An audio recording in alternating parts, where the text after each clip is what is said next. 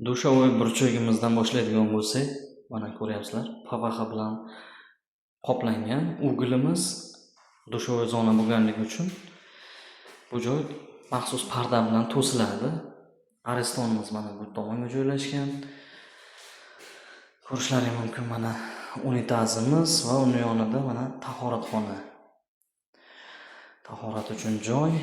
Bu tomonda tashqaridan kirish uchun ham eshik qo'yilgan ekan. Bu eshik doimo yopiq turar ekan. Zaruriyatda ochiladi. Asosan mana bu uyning ichidan kirgan eshikdan foydalaniladi.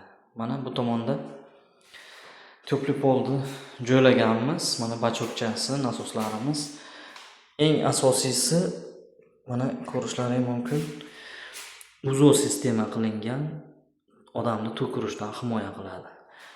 Va vitishkalarimizni joylaganmiz.